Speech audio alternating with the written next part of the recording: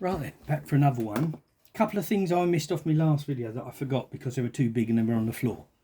I picked up a couple of these pipe vices. This one's quite modern, but it's got hard plastic ends on there, and I don't think it's got a make on it that I can find. Pretty standard sort of shape. Nothing too sexy on that one, but this one's a beauty. This is a record. Look at that unusual shape. The old record, a number 93.5C. Let's see if I can turn that around. Weighs a blooming ton, as you'd expect. There we go. That reads a little bit better. This one being a more generic and looking quite rusty on the mouth. That's going to take some work. Fairly standard sort of stuff. But that one's a beauty. And I picked a pair of them up for 30 quid. I couldn't resist it for that. But yeah, so this was from Wednesday's car boot that I'd done the previous video on, but I'd forgotten these two pieces. Now, the main reason I do this video, this one, is because I've got a friend of mine who's a dealer, Rob Herbert's Painted Furniture, and he has a stall or a shop at the Battlebridge Antique Centre in Essex. Well worth a visit if you're looking for interesting bits of furniture that have been restored or converted. He's a good man, Rob, and he asked me to pop over to his workshop today to have a look at some tools he'd picked up on his way. So I went over there and had a great morning ferreting through bits and pieces to see what I could find. There was loads of stuff. It was good fun. Anyway, these are the few bits and pieces I picked up. Starting off, and you can tell he's a woodworking shop by the dust. That odd oil can, which is that in the screen? I can't really. Yeah, odd oil can, but I like the shape, so I picked it up. Now, I don't really go for braces, bit and braces, but I couldn't resist this one. This belonged to. Well, he's got his name all over it, but it's hard to see. E.A. McAllister, I think it is. And it's just an old bit and brace with a brass button end to put your bits in there. And I don't have a completely wooden one. So I picked that up. I thought that was a nice find. I don't normally go for those because they're awkward, and there's thousands of braces around everywhere. Not so many with that nice wooden and brass. Right, that bit I'll come to next. Now this is an odd one. Now I can't see a make on it. It says 130 at the top, and this is an intriguing little find which I'm going to have to do some research on. I don't know anything about this. If you see on the bottom, you got blade slot there and a blade slot on the end there. I thought, hang on, what's going on here? It's a double-ended plane. So if you take the chip breaker, for want of a better term, out, this blade, with no marks on if I can't find it, or none, sits on this block, and I expect these are at different angles. That one being there. And if you want, you can turn it round for the steeper angle. And it goes through there. And then you put, well, it's not a chip breaker, is it? It's like a clamp, and you tighten that up when you adjust it, I expect, with a little hammer. And I suspect you can plane at a different angle. Well, I know you can plane at a different angle because it's set. So I'm going to have to get... I'm going to have to do quite a bit of research on this because... it's very interesting. Like I said, no obvious make, so you tap that in a little bit and then you just tighten that in. A clever little thing. Now, I've never seen a double-ended plane, ever. How strange. And I don't know what the angles are yet, so I'll have to get a protractor on there and have a look. But isn't that a great little clever thing? So I had to have that. Had to have that. We'll get back into the took world. A couple of weird brass or bronze Acme clamps. Some sort of attachment there, and I thought I could make a shelf out of those. Put a piece of wood in between them, clamp them on against the wall. It could be fun. So I thought a pair of those. Nice, like that. Now, I picked up in the last video, you see I picked up a brittle ratchet set. I picked up another one. That had the label on. That's how I figured out they were brittle. Got a big B there. But this one's a little ratchet. It's got all its bits. So it's complete. Made in Britain, 1073, brittle, England.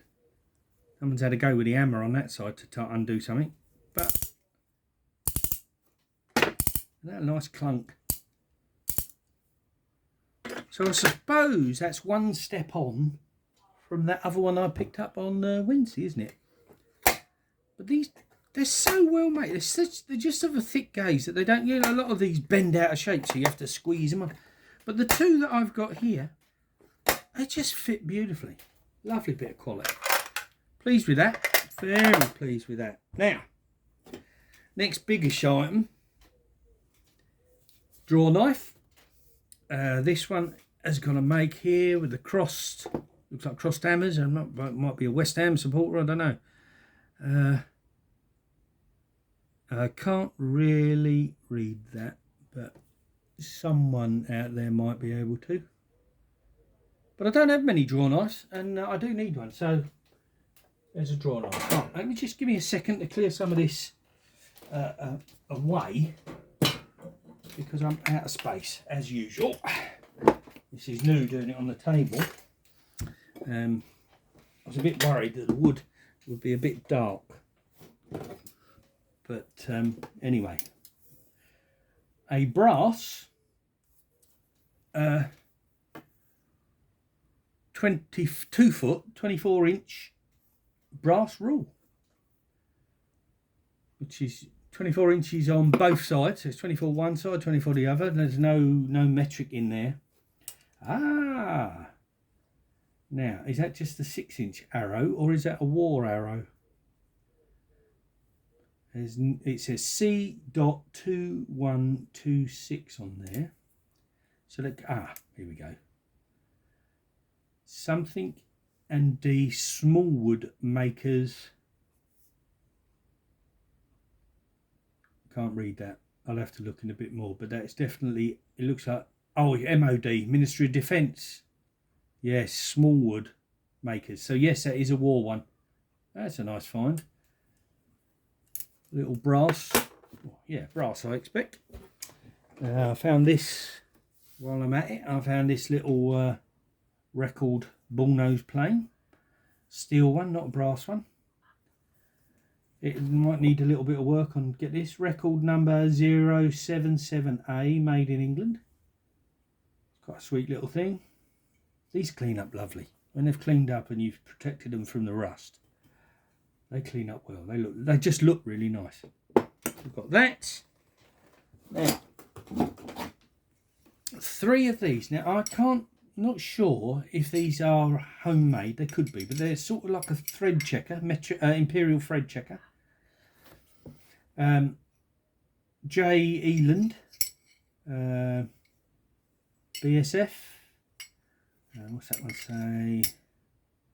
Yeah, it doesn't say. And that's a lot smaller gauge, isn't it? But I think they might be homemade. EA, so that's probably the name of the fella. But I thought they were nice. So I picked those up. Nice little finds. I picked up more than I thought, actually. Now, of course, I found another Steadfast screwdriver. Nice Steadfast written there. It's a bit more newer. That looks newer than the usual ones I pick up, but yeah, Steadfast. Now, I look at that for a brand, the old Snail brand. Isn't that a lovely mark? That is one of my favourite marks on any tools. I mean, they're not as quality, I suppose, as Brittle or Snap-on, obviously. but none of them have got a better trademark than that. I think that's gorgeous. And I picked up, I know, half a dozen I think, if I could put my hand in this box without ripping it to I think that's all the snails. Another beautiful snail brand, made in England snail. Different kind of snail, so I don't know if that's newer or older. Another good excuse to do investigating. And a slightly different one to that again, which I found was interesting. So, you know, it's got no on there, it's got the horn parts on that one, and that one hasn't got any.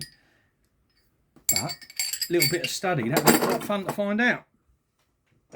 Right, now 2 circlip pliers. These look quite old to me. Perfectly usable. I think the spring is missing out of that one. Would it have had a spring in? Possibly. Made in England, I think. Or does that say foreign? No. It says and it says SS there. I'm sure it isn't. England? I don't know. A bit of a mystery. Anderson. Yeah. Anderson ISS. Whatever that is. That'll need a little bit of investigating. And has it? Can I see? No, I can't see where it would have had a spring unless it went tucked in behind there. But yes, that's an Anderson. Again, a make I don't know. Anderson. EBS. Anderson. This spring is fixed on each side, and that definitely doesn't have holes, so it probably didn't come with a spring. But yeah, perfectly usable, rock solid circular pliers. I couldn't resist this. I know it's plastic and it's Imperial. It's a drill bit stand with no make on. Looks like it's slotted onto something. I couldn't ignore that, could I? Yeah, we've all got our problems, haven't we? Now then, another pair of footprints, but it's not footprint. It says it's got a really nice mark, Domino. See that nice? And I like the mark, and it's also a button release one, which I seem to find a fewer and far between. But that's perfectly serviceable, perfectly working. Couldn't leave that behind. Nice thing. Right, let's go with this. A small number 64, I think it is. Yeah, 64 Stanley spokeshave. I've got a couple of these, and still got the nice paper on it. Not bad. It's got a good edge. Stanley 64. I don't know if I like spokeshaves. I don't like working with them. I'm not very good with them, to be honest. I get too much chatter, so really I need to learn how to adjust the blade a bit more comfortably, maybe. And as for wood or metal, but I thought I spotted that. I thought that's quite nice. Made in England, so it's an English one as opposed to an American Stanley. Pop that there. Now, another steadfast. I thought I had another one. Oh, I was saying, took the devil. And then a third one. But this one's good, interesting, because, and that one is actually, I didn't realise, but it's domed. I don't think I've got any domed ones. So I need to look into that. See, work on that one. What else we got here? Another, I couldn't believe it. I picked one up on Wednesday, and I picked this one up today. Same pointed peak there in the skeins, I think they're called. Been pretty good nick actually, maybe better, a bit damaged there, but so I think I have 3 of these. Anyway, now this is a little Squire's 440 padlock with the key, which was nice. Is it working? Tell me that's working. Yes. Nice little old standard sort of padlock. What's it got on the bear? H Squire and Sons Billinghall, Staffordshire, made in England. Lock makers since 1760. That's quite nice. So, pick that up. Now, I bought a couple of these. I've got a bit of a mystery tool. That's a Vono. It almost looks like Titanic on there. I'm assuming that's a gas bottle key. I don't know. I know the make Vono. But this one here, KH&S, with a spanner on one end. And what on earth is that end for? That's not a nut or a bolt. It's an oval shape. And it's offset. So that was a bit of mystery. KH&S, very nice marks. I thought I've got to have it. But why would it be oval? It's no good for anything, is it? Unless somebody knows. Good fun. This is a Ford. Ring spanner, Ford. Now, Canada, made in Canada. Looks more like, that's definitely got to be a handle on a cupboard, isn't it? Now, I've seen one of these recently. I can't remember whose YouTube it was on. But, yeah, similar. I think that was a Ford as well. And then this sweet little thing here. Look at that. In lovely condition. Little King Dick.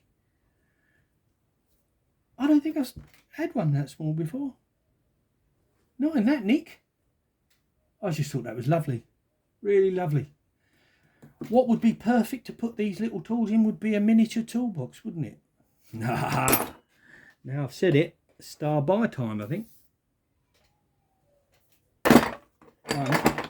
Miniature toolbox. Isn't that lovely? Oh, with its own miniature tray, padlock in there, centre punch, just a punch of some sort. It looks like a little thread gauge. It is a little thread gauge. And a few more engineering bits. Where did that come on? Open. Here we go. I think there's nothing. Yeah, look, it's cutters for a metalwork lathe. I'm not going to get that lid on there, am I? There's another one of the fellas. I think homemade gauges, thread gauges. What's that for? It's a step down or step up.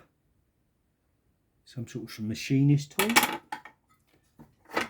A little machine, probably he made own clamp, which is in quite good condition. No rust on that at all. That looks like a miniature vice, doesn't it? With a slope in there. Keys. Probably that padlock, maybe. And a little ratchet in the bottom. Which looks like it might have come with this set. That's quite nice, isn't it? No make on it. What sort of clunk has it got? Very stiff. Not a massive clunk. But a pretty thing. I've never seen a toolbox that small before. But it would be perfect for tools like that, won't it? Pop that in there. What a lovely little thing. Isn't that nice? Yeah, maybe it was handmade, I don't know. But what a lovely little thing. And I can lock it as well. So, once I've got the lid on that, that's everything covered for my little visits to Rob's workshop, which was great fun. I must thank him again for that. And yeah, as my son always tells me, I've got to say like and subscribe. So like and subscribe.